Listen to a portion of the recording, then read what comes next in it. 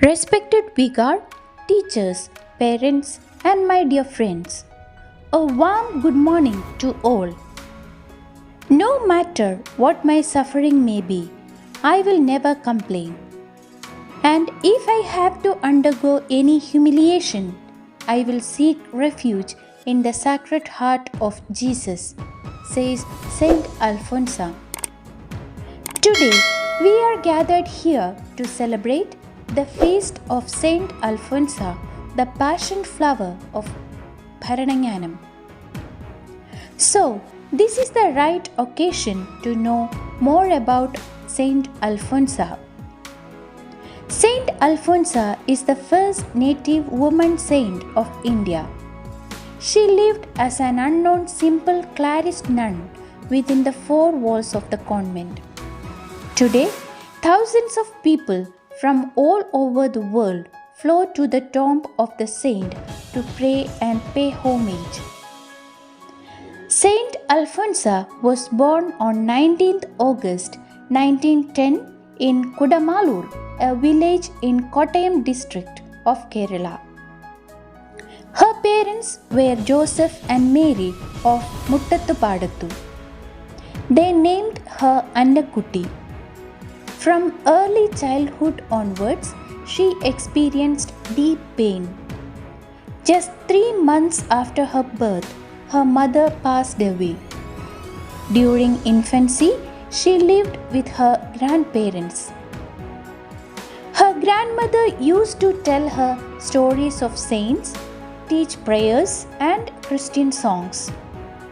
Her maternal aunt, Annamma Murikan, took care of Annakutty from class 4. She grew up as a beautiful woman.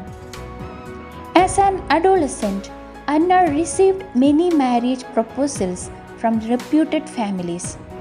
However, from childhood onwards, she had a feeling in her mind that she would be the bride of Jesus. In 1923, at the age of 13, Anna's feet were burned as she placed her feet in a pit of burning chaff.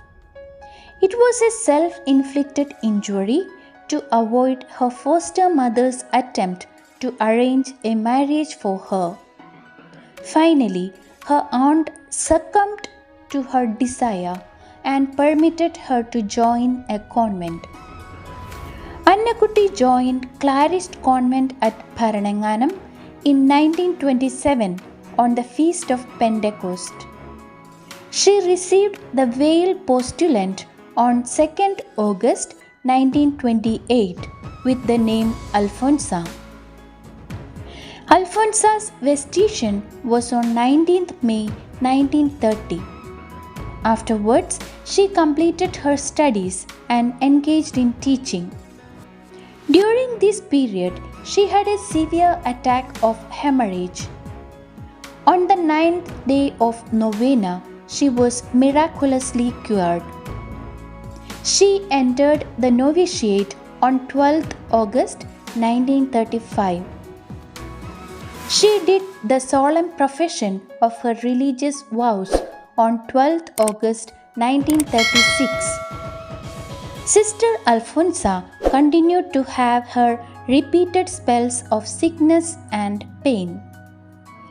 The bed of thorns and acute pain never discouraged her. Instead, it helped her to rejoice in the Lord and to praise Him. She was longing to suffer even more for her own sanctification and of the world. She constantly advised her companions to accept suffering cheerfully. On 28 July 1946, at the age of 35, Alphonsamma died in Parananganam.